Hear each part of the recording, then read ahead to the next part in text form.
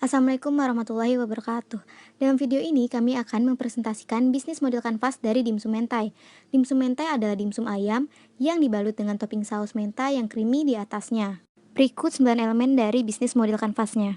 Yang pertama ada customer segment. Customer segment ini menentukan segmen pelanggan yang akan menjadi target bisnis kita. Customer segment dalam produk kita ini ada keluarga, beragam kalangan dari generasi ke generasi, pecinta makanan, dan juga kafe-kafe. Elemen selanjutnya ialah value proposition. Value proposition itu sendiri merupakan nilai atau value yang kita tawarkan untuk pelanggan. Kelebihan dan keunggulan produk yang kita punya dibandingkan pesaing adalah hal yang harus dituliskan di value proposition. Kategori di dalam value proposition yang pertama newness, produk atau jasa yang baru yang belum pernah ditawarkan sebelumnya. Biasanya banyak ditemukan di dunia teknologi. Yang kedua performance, produk atau jasa yang ditawarkan meningkatkan kinerja customers agar menjadi lebih efektif. Yang ketiga ada customization, produk atau jasa yang ditawarkan berbeda atau ada pilihan untuk setiap segmen yang memiliki kebutuhan yang berbeda atau beragam. Value proposition di dalam dimsum mentai, dimsum yang digunakan ialah dimsum ayam yang berkualitas, saus mentai yang lezat dan gurih, cita rasa baru dalam mengkonsumsi dimsum, harga yang terjangkau dan dapat membuat perut kenyang. Yang ketiga adalah channel. Channel adalah bagaimana Anda bisa menyampaikan produk Anda hingga sampai kepada konsumen. Penentuan channel adalah salah satu elemen penting bagi keberhasilan bisnis. Beberapa channel yang kami pilih dalam mempromosikan produk kami yaitu adalah melalui e-commerce dan sosial media, seperti WhatsApp, Instagram, Tokopedia, dan lain-lain. Dan juga kami akan mempromosikan produk kami melalui bazar. Yang keempat ada customer relationship.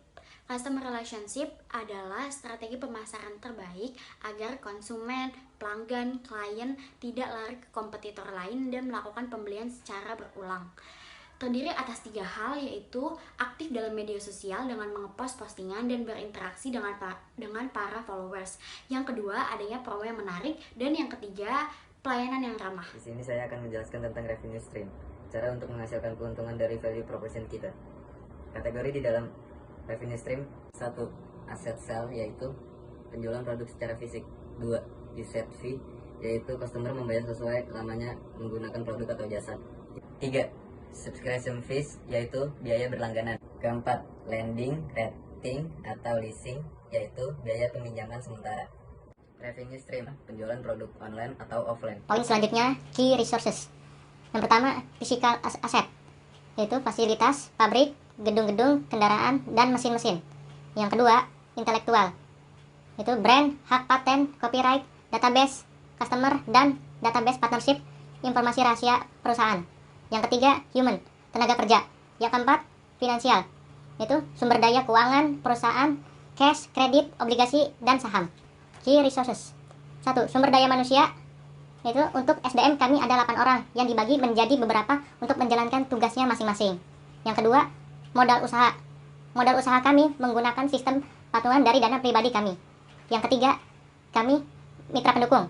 Untuk mitra pendukung kami ada dari Pen Foods sebagai supplier bahan baku kami. Yang keempat, sistem pembayaran online. Kami menggunakan sistem pembayaran melalui transfer, GoPay, dan Dana. Yang ketujuh yaitu creativity. Creativity ini mencakup semua aktivitas yang berkaitan dengan sebuah produk untuk mendapatkan hasil dari bisnis, yang perlu diukur efektivitasnya setiap waktu. Beberapa creativity kami yaitu yang pertama, stok bahan baku, produksi, packing, marketing, dan shipping. Yang ke-8, key partner. Key partner adalah pihak-pihak yang bisa Anda ajak kerjasama. Kategori dalam key partner.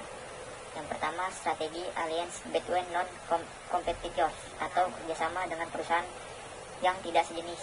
Yang kedua, competition atau kerjasama dengan perusahaan kompetitor. Yang ketiga, joint venture to develop new business, kerjasama untuk membentuk usaha baru. Yang keempat, buyer supplier relationship atau hubungan hanya sebagai pembeli dan penjual. Biasanya terjadi pada motif optimization and economy of scale. Key partner yang diterapkan. Yang pertama, supplier bahan baku. Yang kedua, menjalin hubungan baik dengan kafe. Yang ketiga, delivery service. Yang kesembilan ada cost structure.